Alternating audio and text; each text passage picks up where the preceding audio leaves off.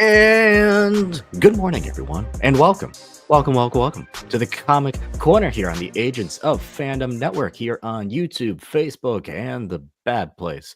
My name is Damon. I am your host. What we do is comic book news, reviews, and interviews. And speaking of interviews, coming off of one just 24 hours ago, yesterday, a good friend TJ, aka Fat Thor, sitting down with the Storm writer Murawa Ayadele. And I've been saying this, and once again, proving the point. Storm fans, y'all show up, man. Dude, Y'all shout out. show up.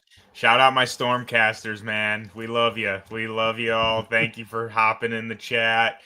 But yeah, it's such a great. Murray was such a great guy, dude. Like he is Mm. so cool. He is so nice, and I mean, it also helps that he's probably one of the best writers working right now. So it's such a great time. Always talking to him. If y'all didn't catch the live, go check it out. Hear all about Storm.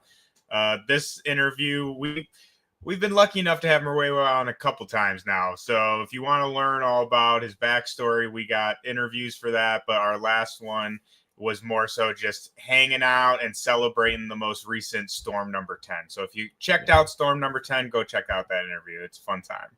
We're gonna be talking about it today. Here's the rundown. Who's on first? I put it in the slug. This is the big thing of this episode. We're doing something a little different. We're gonna do our reviews of the two absolute books, and then we're gonna go into a power ranking of our current favorite. How do we tier the absolute titles? I miscounted. I said there were 7 absolute titles or 6. So I had to go back and change it on my end because I can't count, apparently. We're going to go rank our favorite absolute titles after we review Absolute Wonder Woman and Absolute Martian Manhunter. Previously mentioned, the Thunder War begins. Storm number 10 dropped this week, and we begin the Thunder Wars. So many other books, including from Marvel, Gwenpool number 3, Gwenpool's Ghost Games.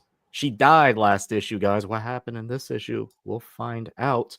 But first, no news this week. We're just going to dive right into our reviews.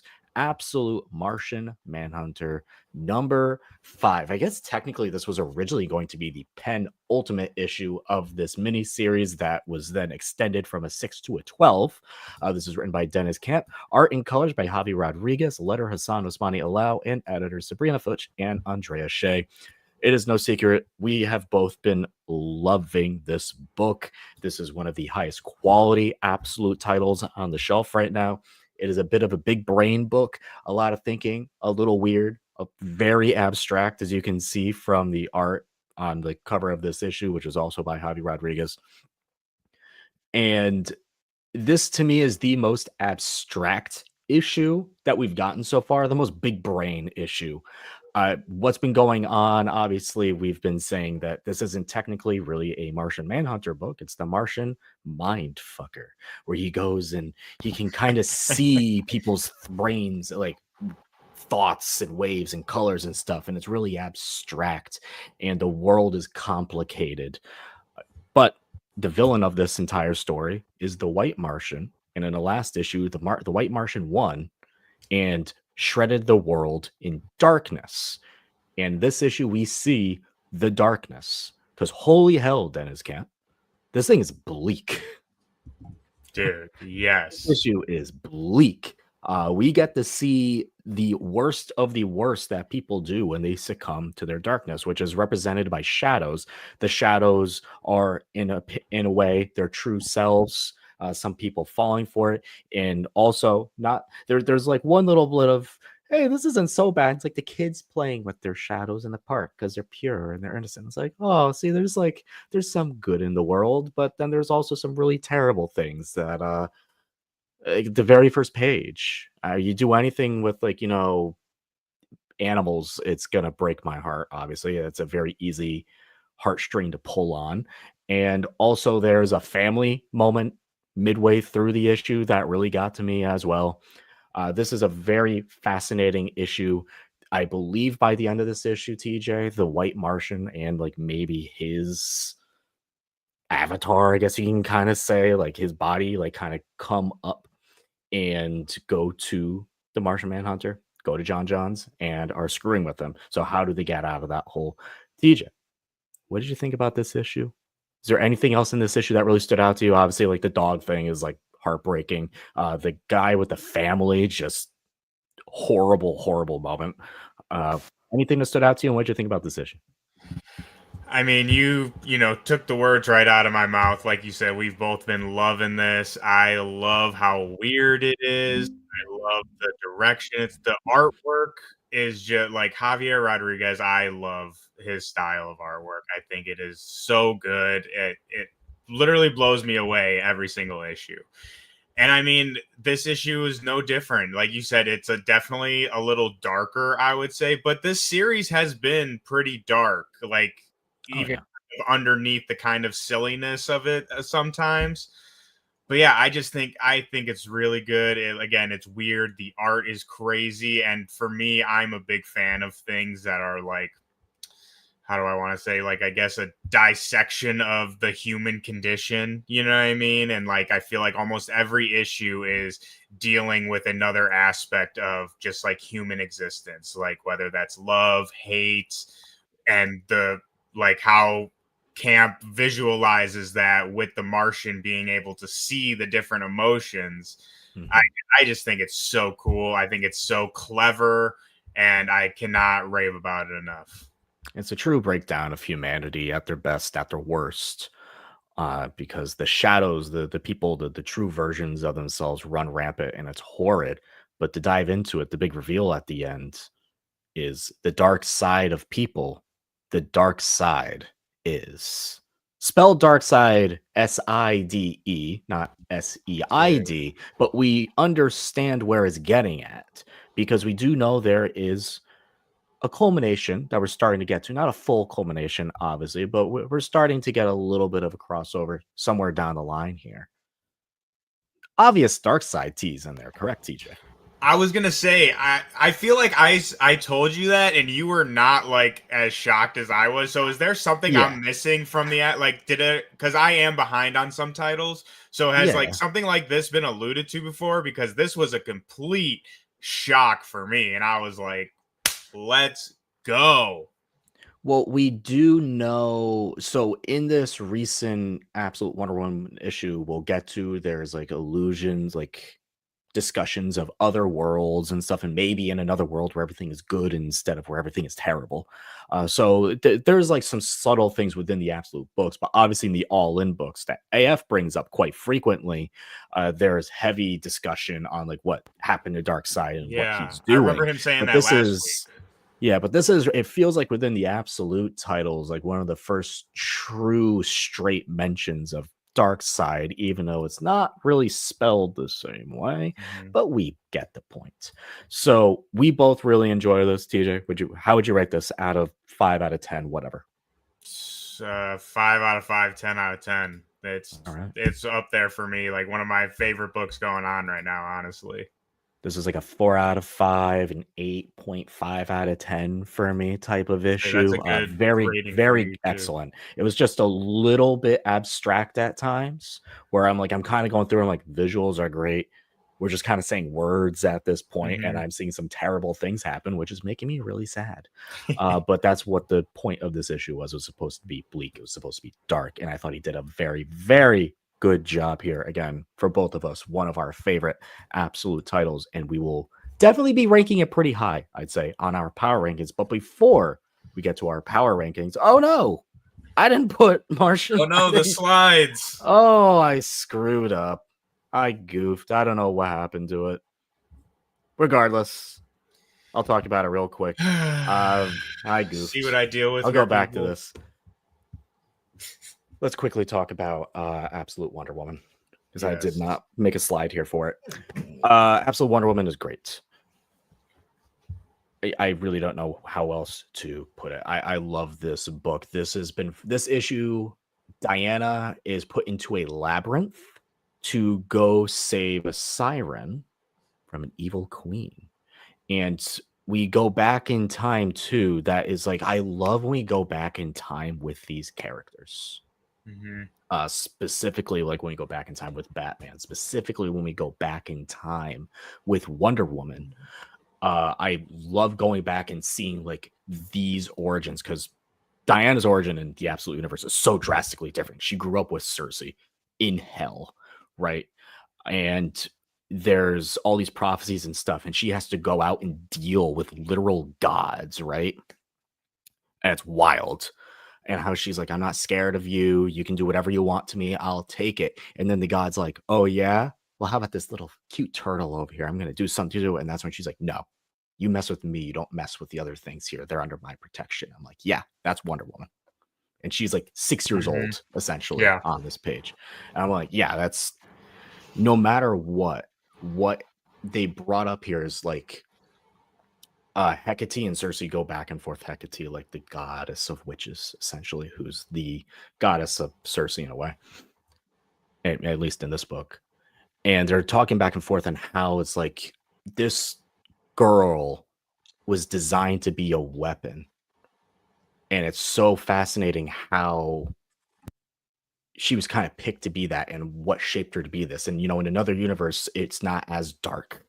She has like a better angle, a better light to become this weapon. Obviously, we're talking about like mainline Wonder Woman, and here it's a little darker. Cersei's like, how's this fair? Why would they make a weapon into this little girl? Like, that's why would the gods do that? And Hecate is saying, because the gods know that no one would expect this. This is the compassion that this world needs, and how important she is to that. And I'm like, yeah, that's Wonder Woman. So Wonder Woman goes back to present day in this labyrinth, saves this little siren girl, and then goes back in because there's a oh my goodness, my mind is blank. It's like the half bull, half human bull top. Yeah, Minotaur. Minotaur, thank you. There's like a Minotaur person, Ferdinand, obviously, in the labyrinth, because of course there's a Minotaur in the labyrinth, and she promised the Minotaur, like, Why I'm wouldn't gonna there come be? back and save you. Well, I'm gonna come back and save you. I promise that. Naturally, she falls into a trap and now has to deal with some terrible things from this evil queen. But it's great. I just love how deep into mythology this book goes with Kelly Thompson. I think it's great. Hayden Sherman on the art, fantastic. I just love everything about this book. And I'm just going to go straight into it. Let's get into our power rankings, because we just talked about 2 books that we both love. And where do these rank? Now, just so people know, there are 6 absolute titles right now. We have Absolute Martian Manhunter, Wonder Woman, Batman, Superman, Flash, and Green Lantern. And I'm just gonna let people know 6 through 4 for both of us are the same. So we're just gonna go through 6 real quick. Green Lantern for both of us, not our favorite. Neither of us are big Green Lantern people. And Which I'll that say book just too, has not, yeah. I was just gonna say I will be fair and say that I have still only read issues 1 and 2. So maybe we talked about this. I was kind of waiting for issue 3 to see if it, turns the tides for me, but like where we currently stand, it's definitely my last. I just wanted to put that little caveat. Yeah. So for me, I'm kind of saying, like, Green Lantern's just not my favorite. This take on it, I think it's interesting, but it became just like the book we both gravitated to the least. I'd be fascinated to hear AF's thoughts when he comes back and is able to give his opinion on it, because we both know he really enjoys Green Lantern. I know a lot of people like Green Lantern as well. And we're not saying these are bad books at all. It's just those are the ones that like we're not gravitating towards. Same thing for both of us when it comes to our 5 spot, which is Flash. And I've really been enjoying Flash. I think it took you like an issue or 2 to really get into it, but I've been enjoying it. The reason I'd say for both of us that it's at 5 in this position, just because it started so recently. So there isn't like a lot of meat on the bones. Yeah, that, and I like kind of what we were just talking about with Green Lantern. It's like, for everyone out there listening, it's like all of these books are great. So it's really hard to even put them in a ranking, because I love Flash too. So it might seem like on like a face level, like, oh, they don't really like Flash because it's towards the bottom. It's like, these are all really great books. And as I previously mentioned, we both have our bottom 3 in the same exact order. Superman, I've really been enjoying from Jason Aaron. I think it's a great book. The reason for me that it's at 4 right now, as opposed to like a top 3 spot, is more or less like what I've been loving about that Superman book is when we go back and see young Kal-El on Krypton and get to see the differences there. I like those issues. I thought were phenomenal. We're back on present day, like Earth. It's very dark for a Superman book, and I think that's very interesting. I'm just waiting for a little bit more hope to come up, and we got that last issue. It's just I can't judge the entire thing so far on that one issue to see the projection of the hope coming up, because Jimmy is a bit darker, a bit grittier. Lois is darker and grittier, and so is the Superman, but he is dark and gritty, but he's not like evil, which we both get into. And I think the other thing too is the villain in that is Ra's al Ghul, which is interesting, like a fascinating pull. I'm just like, I was like, oh, there's so many good Superman villains, and we pick Ra's al Ghul, which is like just strange, but I've still been like, again, I've still been enjoying it. TJ, do you feel the same? Is that why you also put it at 4? You are muted, sir. Whoops. I said, yeah, 100%. I personally really like what's his fate, Ra's al Ghul being the villain, just because it is such like a out of left field kind of pick that like makes me very interested.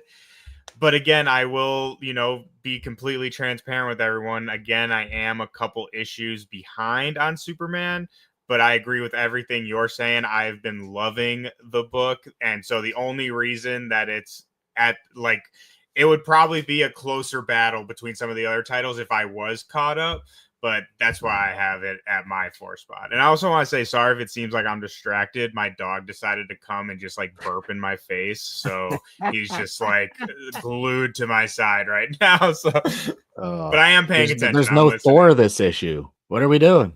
I know he's making a surprise. I guess he heard Thunder Wars and immediately came over, which we'll talk about. Literally just came burped in my face. I'm like, all right, thanks, dude. DJ, you have Wonder Woman at number 3. This is when we start to differentiate. Stop. I know you've been enjoying it, but why here? Again, man, it's like honestly my top 3, like they could all switch week by week. Like they like all of these titles I am enjoying so much. Again, the only reason Wonder Woman is where it's at is just because I'm loving the first 2 so much. But it takes nothing away from Wonder Woman. I think, like you were saying, what Kelly is doing with this series and just Wonder Woman as a character is probably my favorite interpretation of the character I've personally seen. And again, preface, I am not, Wonder Woman expert, anything like that. And especially this last issue, like you were talking about, what I really love. Yeah, not so innocent. He's a freaking menace. But I really love, like you were talking about, like being a mythology nerd, like Greek mythology, all that. I love how, like, we have our arcs, yes, but it seems like almost every other issue is like some kind of mythological adventure where, we're fighting minotaurs and like Cthulhu type thing. I forgot what they called that thing, but I love that. I think it's fun. I think it's interesting. And going back to this latest issue as well, issue number 10, I love how like we just went full on magic and like just like straight sorcerer. And I love that. I think it's so cool.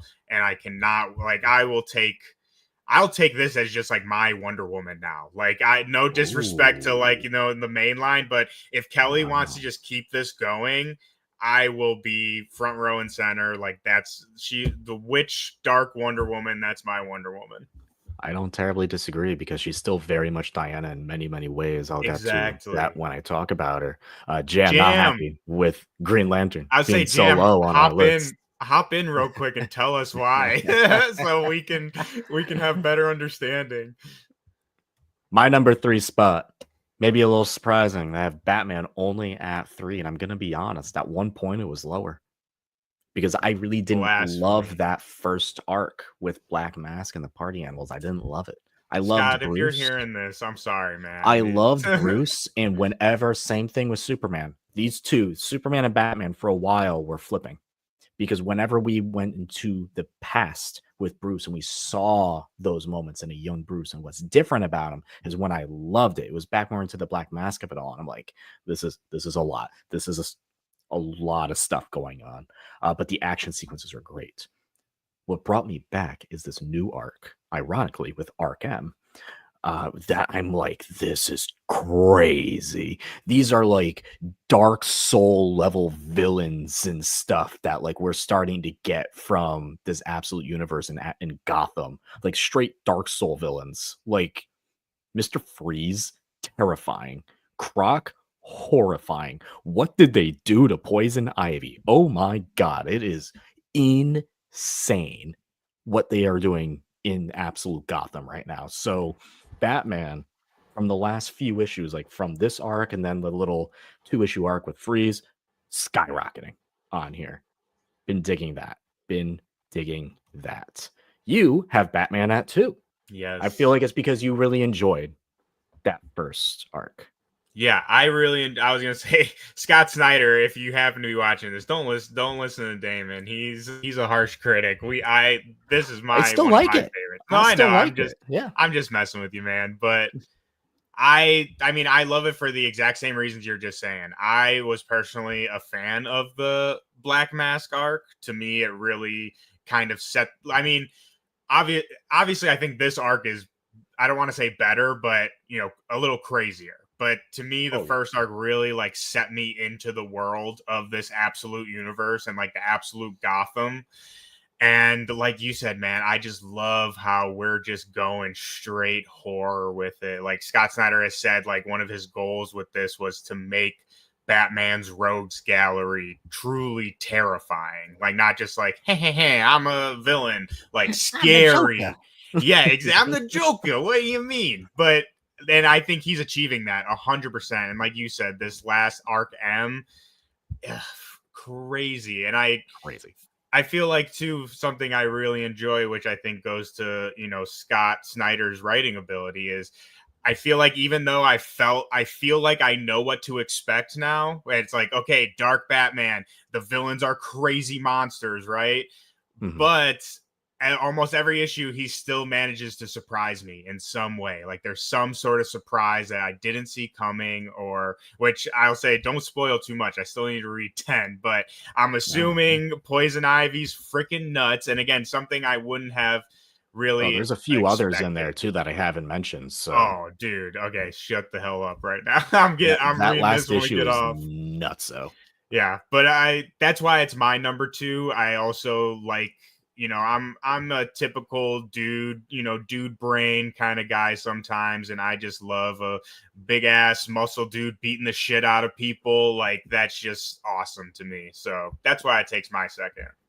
Right. Jam replied, defending Green Lantern. He said Green Lantern focusing on Please, Joe is Jam, always a please. good time, but the way they've adapted the mythos and the Green Lantern itself is fascinating. It's probably a top 3 book for him. I'd love to have Yeah, Jam on someday to talk we about this got to book get Jam because on. there's some books like this is we'll be talking about Storm later on, right after this actually, which is like a book you've been reading, I have been reading, and we'll talk about vice versa books. So that's why I love having different people on here who've been reading different things. We're into my 2. Ooh, I knew this was coming.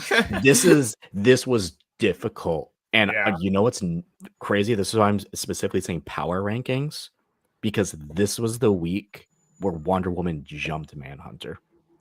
And I think it's just because this issue was a little too abstract, even the and I get very that. dark and grim. And I love depressing books. I love depressing things. Brandon knows that. I've just had him listen to a very depressing album, but he enjoyed it. And this book is bleak, but it is amazing. It is amazing. I'd say this right now between like 3 to 4 between that Batman and Superman. There's like maybe a little bit of like the gray line, but these top 2 for me, like again, power rankings, they'll go up Yeah, and down like every week. I don't think we'll do agreed. this every single week or whatever. Maybe We once a month should.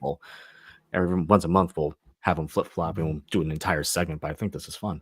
Yeah. Manhunter's been great, so I'm just gonna let you because I know it's your Yeah, number I would one. say that's Go my off. number one. Again, pretty much everything I said about the issue in our review today. It's just first of all, I just love Denise Camp's writing. Everything we have praised Ultimates for months now, and again, I just really love his he really, to me, captures a lot of the human condition in a lot of different aspects. Again, with, the way that we see the world, the way the world is, the way that we interact with the world, like how we deal with things. And to me, I always love things like that. And then add in the extra layer of trippy, weird Martian and like kind of very abstract storytelling. Like, I was thinking about this today when reading this, which I don't think this is the case, but just like a fun thought.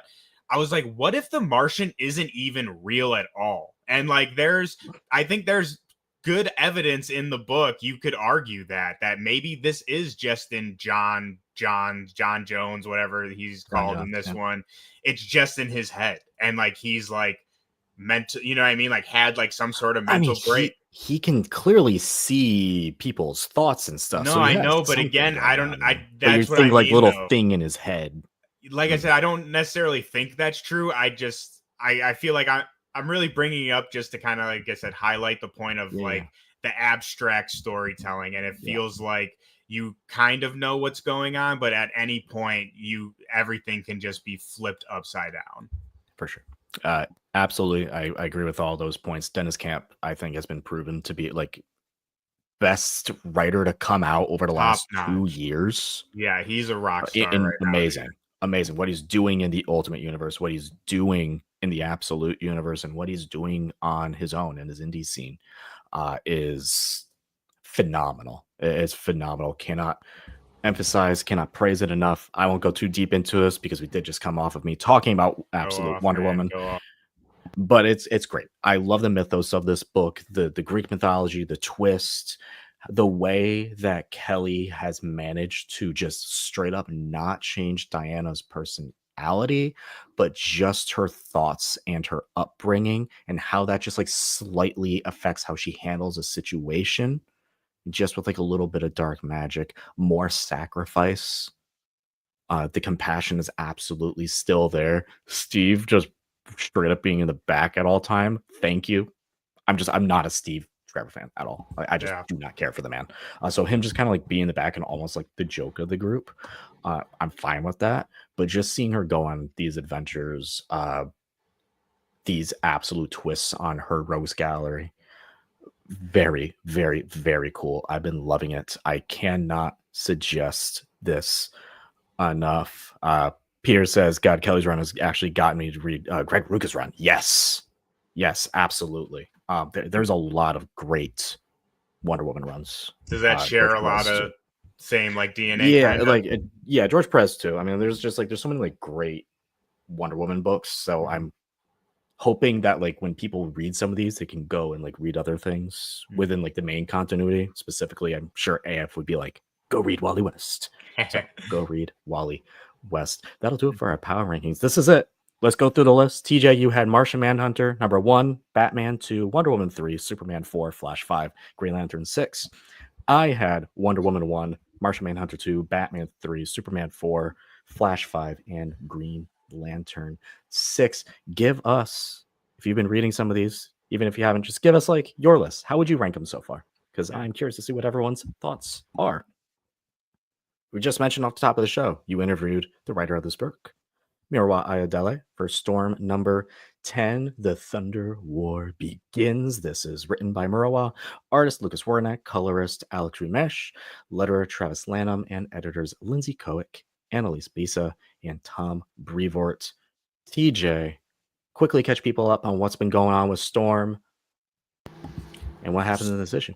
Yeah, Storm has been going through it, my nerds. It has been a tough journey for our girl. First of all, she got killed, then she gets resurrected, and then she's the avatar for eternity, and she basically, Storm is caught in the middle between the war between eternity and oblivion, and eternity is using Storm as basically its weapon in this war.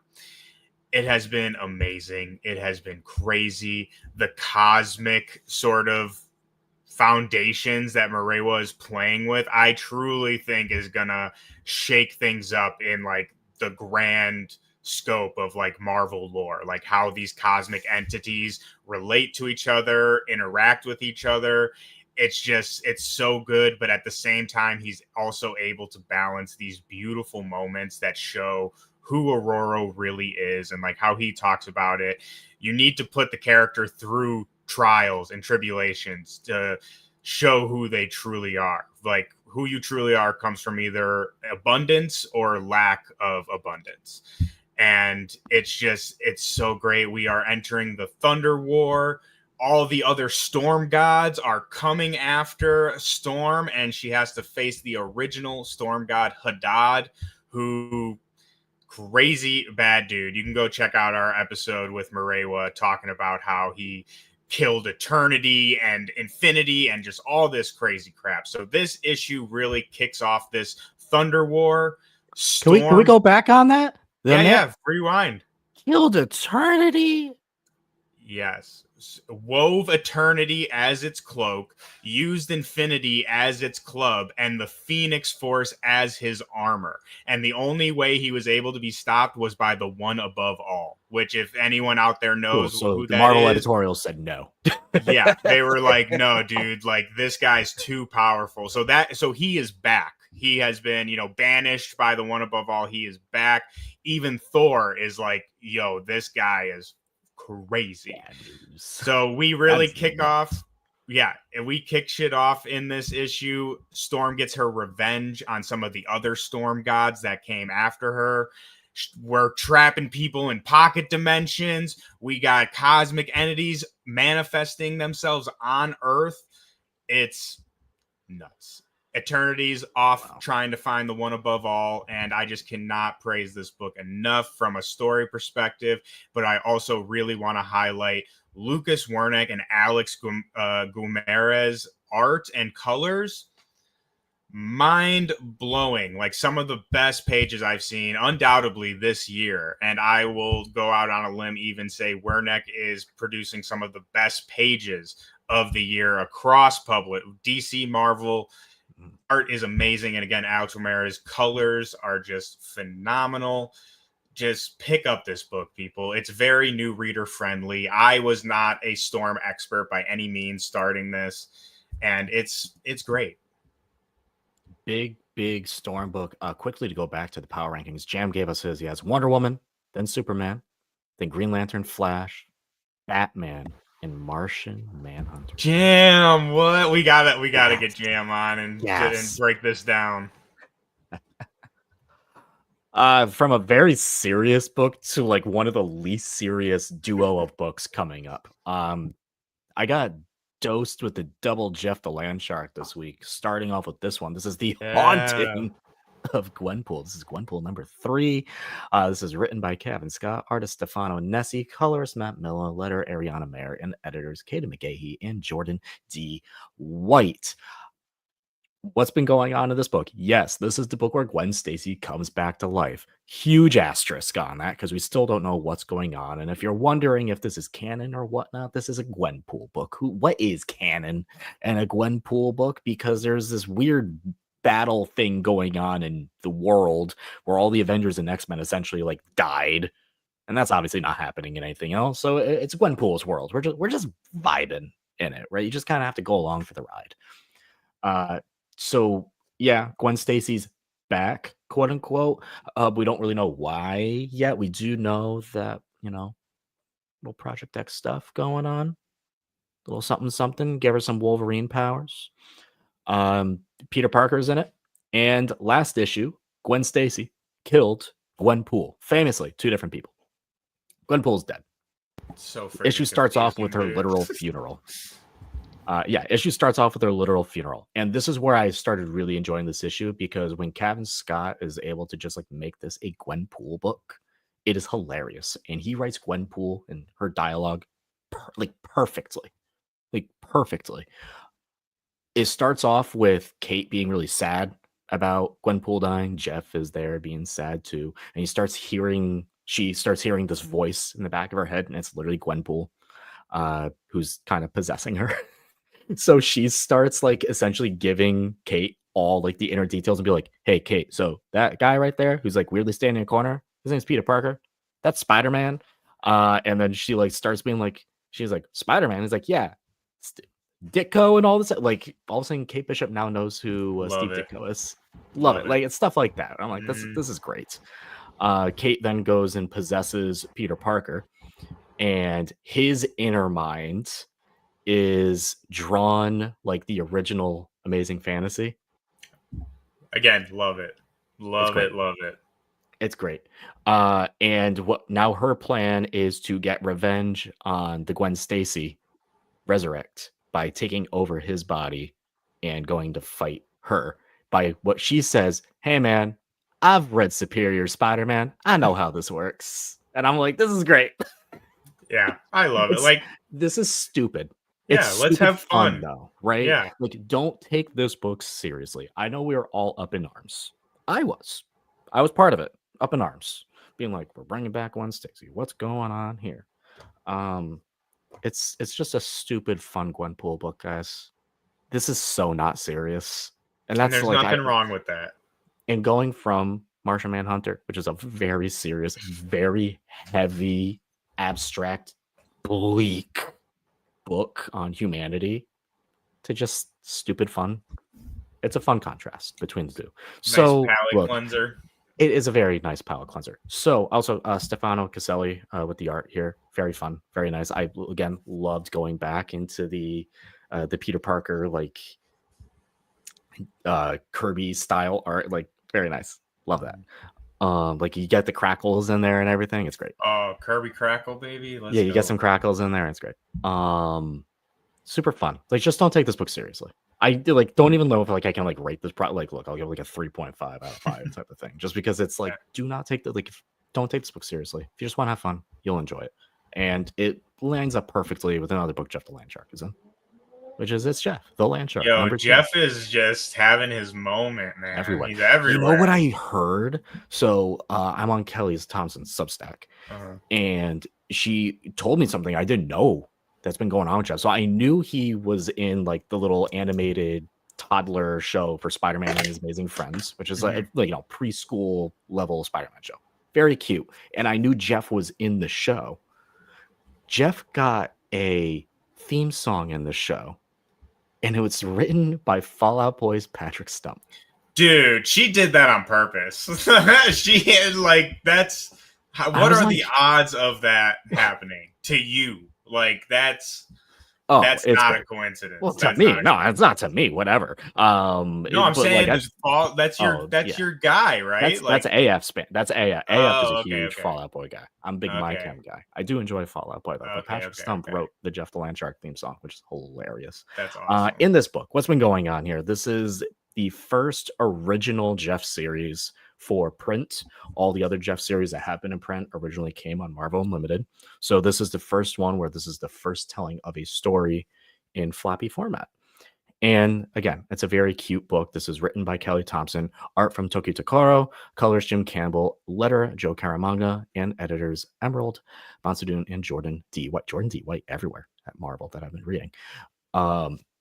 Is Jeff like went into Doctor Strange's Sanctum Sanctorum, accidentally opened a bottle which had like a shadow figure, took the shape of Jeff, and is now just going around the world and causing chaos. And Jeff is trying to chase the evil shadow, clearing his good name. In this issue, he goes not around the world, but around the galaxy to nowhere, where Rocket Raccoon and Groot are there, and he's causing chaos and stuff. And Rocket has no idea Jeff's language. There's some really fun callbacks here because Jeff was originally created by MODOK TJ. So he's trying to figure out the language, and he speaks MODOKese, which is just the not real language. And he's like, I still don't understand this thing. He calls him Donovan for a while. He's like, I don't know, he looks like a Donovan.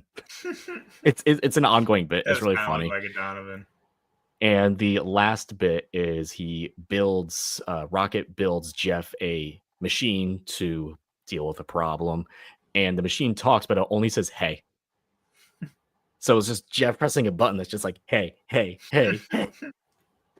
Perfectly annoying for the little guy. The issue ends with Jeff chasing the little shadow figure to Haven, Louisiana, TJ, because naturally if Kelly Thompson's writing a book and she has an opportunity to write Gambit and Rogue, she's going to take full advantage of it. And now he's running into those two in the next issue. Very cute, very fun. Palette cleanser, fantastic for all ages. If you have some young ones that just kind of like want to get into a comic book, I know Jeff is very hot right now. Finally, so get into it. It's super cute. This is a great all ages book. Love Jeff. 5 stars. Yeah, love Jeff. We love Jeff. I can't wait. I feel like it's totally going to happen now because he's so popular. I can't wait till we get a little MCU cameo from our boy. I feel like it's going to happen. Just like nothing serious, like, oh, Jeff's in the MCU, but just like a little like end credit funny scene of like Jeff just kind of doing something. I think it's like impossible with how popular he is in like Rivals. That'd be so fun. Yeah, give me like a little animated series of just like of the Groot shorts, but Jeff, it's like that's perfect. Dude, that's literally that's printing money. Like that. I've been pitching this TJ since 2021. Dude, that would be just like I said, printing money. I would eat that up. Everyone would. I think. Pitching that for years at this point. So there you go. It's Jeff number 2. Super cute. Oh, quick shout out. I know. Happy Fantastic Four Day, everyone. Somehow we didn't mention that at all. I was gonna bring it up at the end to see if we could talk a little bit. Oh, we can, absolutely. I'm seeing it in a few hours now. You're probably seeing it today as well. Also, happy first day of San Diego Comic-Con. I know a lot of folks are maybe a bit disappointed that there's no like big MCU or DCU panel, but anything that comes out comics related, I know you and I will be all over talking about on their news segment next week. We'll talk some Fantastic Four and a little bit at the end of the show. But first, let's talk about someone who's also fantastic, who has the combined powers of 4 + 1 people. This is Captain Planet. This is written by a friend of the show, David Pepos, artist Iman Casillas, colorist Jorge Sutul, letterer Jeff Eckelberry, and editor Joe Rybant. You and I, we're both 90s kids. This is our guy right here. I was a big Planeteer when I was like 8 years old or whatever it was when the show was coming out. Really, really, really enjoyed that show as a kid, and this just feels like not like a little bit of like a modern day reboot of it with like your same Planeteers, bit cooler Captain Planet, who's giving a bit of James Gunn. I won't lie, he's giving some James Gunn with the vibe, with the beard and the hair. Buff ass Captain Planet. DJ, Captain Planet's your dude. I'll let you talk about this first. I thought it was a great issue. I will say that these first 2 issues are very much set up, very much introducing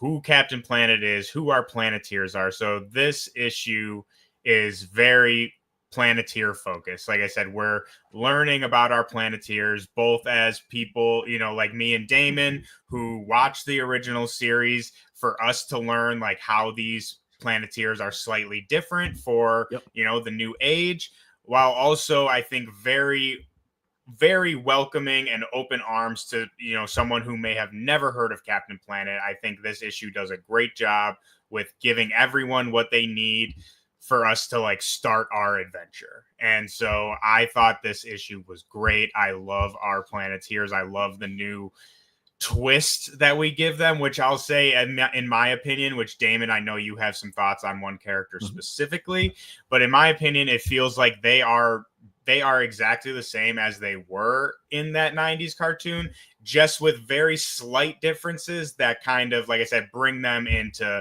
2025 is how I personally feel. So yeah, if you watch the original series, I think it's like really hard for me to imagine you wouldn't like this, at least for now. And if you haven't watched the original series and it, maybe something you have like seen or like have like vague memories of, I think it's also just a really fun and exciting book. Once we get into the adventure, it's going to be even more so. But yeah, I really think this is a book anyone can pick up and have a good time with. Linka is one of the more fascinating changes that Pepos made for this book. And again, it's not a Jurassic one, which is kind of funny. When I was a kid, Linka was my favorite. And I also thought she was Swedish. Eastern European, very much not Swedish. But I always thought she was Swedish. I don't know why, because there was always like windmills, like whenever they showed her in like the opening scene. I was like, oh, that's like Yeah, that's Sweden, I gotta be guess. I don't. Sweden, right? Yeah, They got windmills. could have been Amsterdam. No, Yeah. whatever. But one of the fascinating changes they made was in the original character for the show. She was the daughter of a coal miner and cared about like the Mhm. animals around the coal mine because she knew that like there was like some birds that were always like affected by it. And here she's essentially the not essentially she is the like the daughter of like Russian oligarch, like an oil oligarch. Mhm. Um and she is joining in on protests against her own father's company, which is very cool. Which we love. And her like taxi driver or her limo driver is like driving around being like, You're gonna do this, you're just like you doing some of these things just comes off as like spoiled and whatnot." She's like, Mhm. "Oh, I'm spoiled, okay, let me just join the front lines and F you." Like, yeah, that's cool. Yeah, I love Also a it. slight change to her design that I'm all for that. uh Great, I really enjoyed this book. We finally get Captain Planet proper Mhm. introduced. We get all the Planeteers lining up. Did you have a favorite Planeteer? As a kid, my favorite was Kwame for sure, and I really love him in this book. That scene in this one with the salad was awesome. Made me laugh, and it was so cool. But in this version, at least for right now, my Mhm. favorite, or at least the one I'm most excited to delve more into, is Mati. Like, I think that is such an interesting. Propose described him as like the Shang-Chi of the group, like someone who's just freaking crazy with the like dude's got hands basically.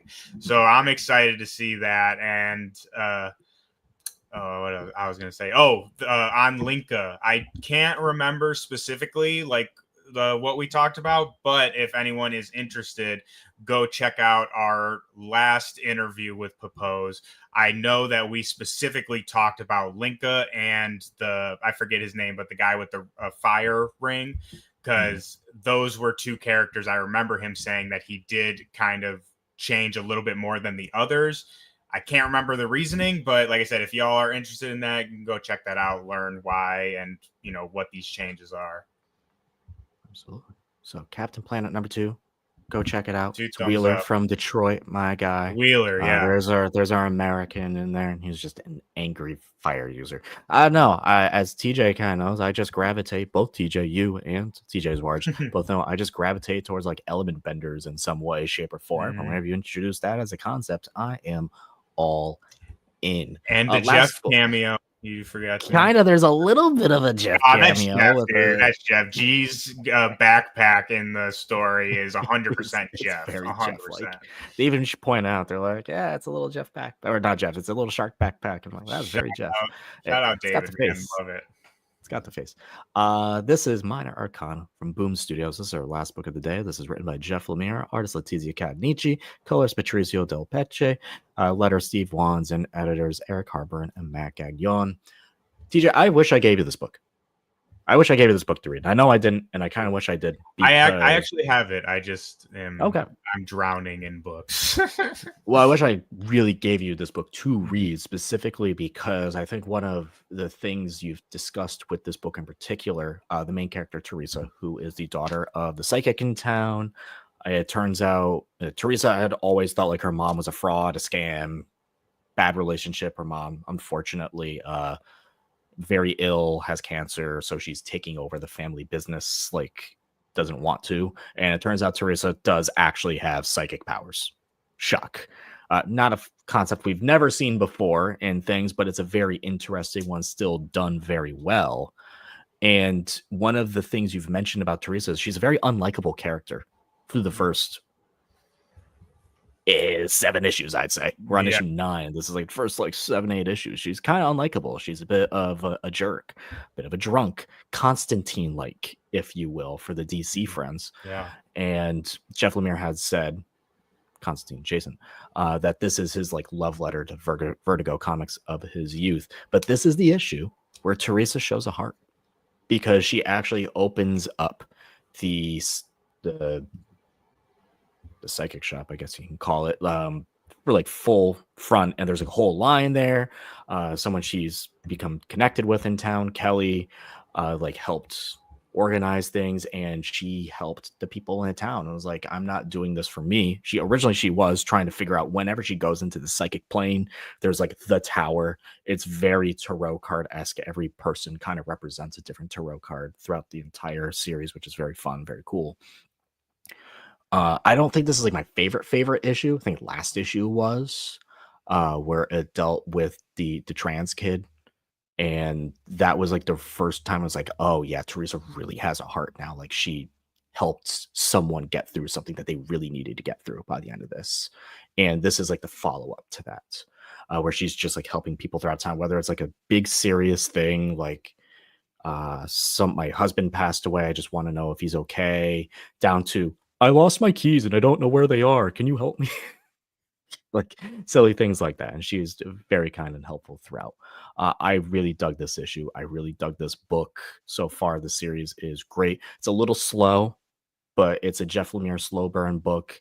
If you've read his Black Hammer, you know that if you keep up with it and you stick with it, the payoffs are incredible. And I feel like we're going to get the same thing here down the line. The cover is a bit of a bait and switch. We don't get too deep into like that secret organization that's trying to stop her from opening up the psychic shop, but you get a little bit of it. Just not a whole. That's not what the whole issue is about. It's more about her helping the people in town, which I really appreciated. TJ, I can't wait for you to read this, because I think you'll start to come around to her a little bit more. I've always liked it. Like you said, it was just a little. I just didn't know what was going on, because it's like you said, a slow burn, which is nothing wrong with that. I was gonna say though, why does every character on here look like her? The main character. I feel like it's not. Why does everyone look? That's just like this old lady style right here. Yeah, that's just a style of Jeff Lemire. Just like her. Letizia Cannici is coming through the art for like the last few issues, and I think Letizia has actually brought in a very lovely touch to the series, specifically on softer moments, because Jeff Lemire's art, some people may not enjoy it. I think it's great. I think it fits his storytelling very well. It does.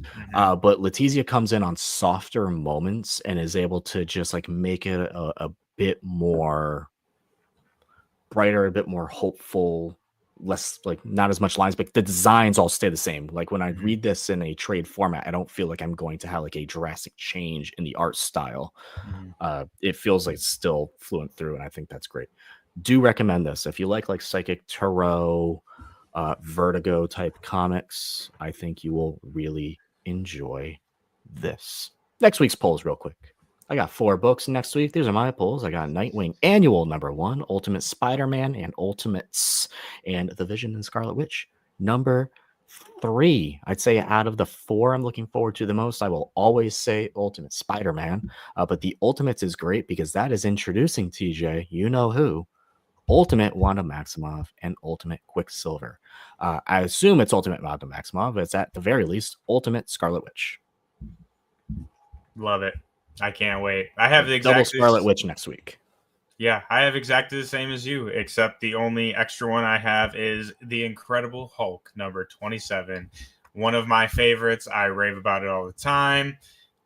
If you're not reading it, I don't know what to tell you. I don't know. I don't trust your opinion on comic books. And that includes you, Damon. I'm just kidding. I wanted to say really quickly, you mentioned Constantine. Have you ever heard this conspiracy theory of Alan Moore and all these other Constantine writers have actually met him, and like they like fully like say this like with their full chest? I think that's very interesting. If anyone, I think that's a fun bit. If it is a have bit, have you heard this? Have you heard that before? Yeah, I would say it's a great bit.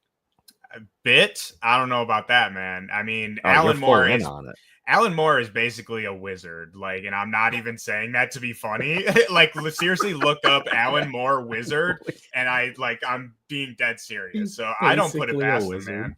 He literally wrote a book that was intent, like his intent with it was like to destroy the world, like with like magic. And I'm not even being funny. I'm not being funny. He's dead serious. Yeah. Okay, sorry. Something that's totally very serious, TJ. Yeah. We have a movie that we're going to be watching a little later today. We'll talk about those for a couple minutes. Yes. Fantastic Four First Steps coming out soon. Soon as in it's out today. I'm looking forward to it. I know you're looking forward to it. We've previewed this before. Are there any Fantastic Four books that you've read that you're hoping that it's like, or any books that you love and you're like Mhm. you just want to recommend to people before we get into this movie? Yes, I actually do, which I'll shamelessly plug. If y'all want to go check me out on CBR, you can just search my name. I have written a bunch of articles on Fantastic Four. And so I have been very well versed in these last couple months of basically everything. And I would All of it. recommend for people for this movie in particular, honestly, I would recommend the original Stan and Jack Kirby stuff. I think that goes all the way close to issue number 200 of Fantastic Four. But if I get a lot of those vibes from this movie, the like old like 60s kind of vibe, the villains, I mean, it's corny, it's cheesy, it's fun, and I Do you feel think they'll like turn scrolls into cows? I hope so, man. I mean, why not? You hope so. Dude, Secret Invasion sucked ass, so why not? Like, just make them into cows, and we can like And kind then of them? That's terrible. retrofit this. That's horrid. Yeah, well, they turn back into scrolls eventually, so don't worry. But That becomes like a whole like the thing. weird, and that happens in Fantastic Four number 2, like the Yeah, isn't second that issue. crazy? So it kind of shows you like how crazy those early days were. So definitely Stan and Jack stuff, and then probably I would say the best Fantastic Four run, at least in recent years, and I think a lot of people would agree, is Jonathan Hickman's Fantastic Four. There's a storyline called Reed Solves Everything, and it introduces the Council of Reeds. Also, in the trailer, we see Thing has a beard. That is a specific issue from Jonathan Hickman's run where Reed travels to the future to find out what happens to Ben. Because if you don't know, the Thing is immortal. He will live forever. So that amazing. And then I'll also throw out really quick John Byrne's run. So John Byrne took over, I think, right after Stan and Jack.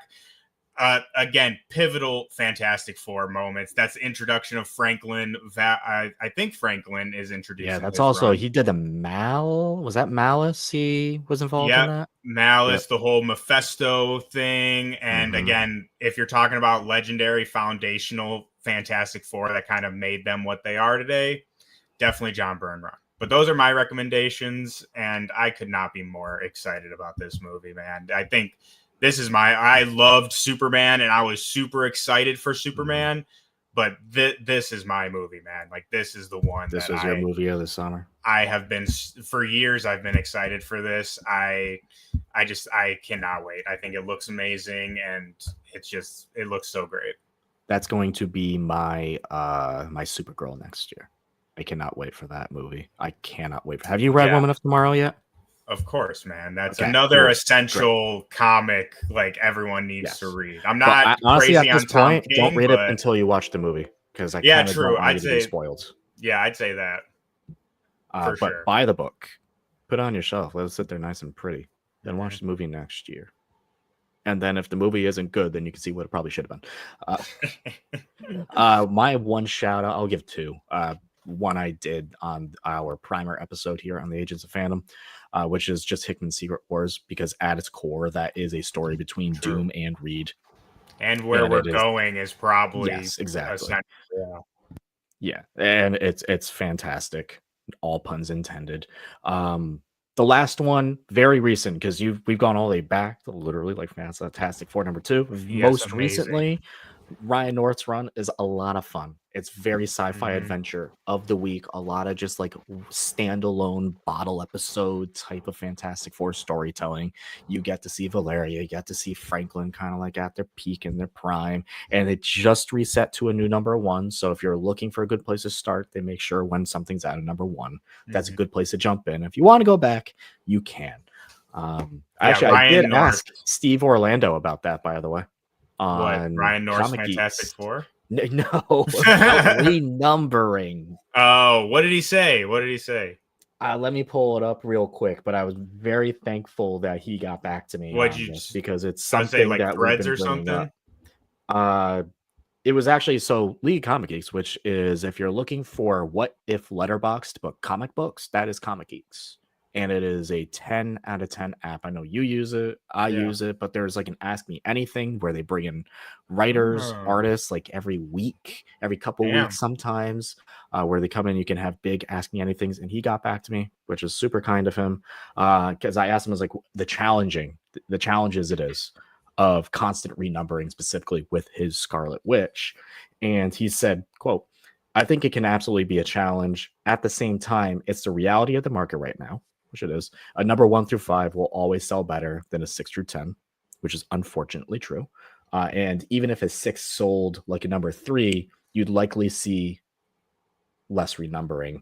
So I tend to be in favor of doing both arc renumbering and legacy renumbering. Sometimes it just happens. I have kind of like heard after talking to some writers that like they do have some say when it comes to renumbering, but eventually it just kind of happens. Yeah. So it's, I know we both get very frustrated about that because when we're like, hey, go read Steve Orlando's Scarlet Witch. Where do you begin? Number 1 from 2023.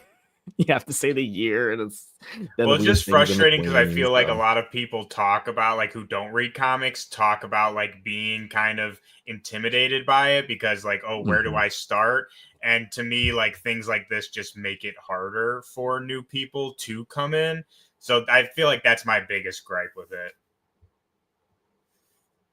Yeah, no, I completely agree. Instead of just like going to like a DC book and just be like, oh yeah, you start at like Nightwing number 68 or whatever it is with Tom Taylor's, or 72, where you start with Tom Taylor's run and you just start from there, and you can forget about issues 1 through 71, whatever. You just start at 72 and you go from there. And if you want to go back, you can, instead of just like, I need to find the trade that says volume 1 on it. Hopefully they put volume 1, because sometimes they don't even do that, which is very frustrating.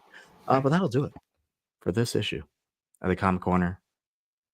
Be sure to tune in tomorrow.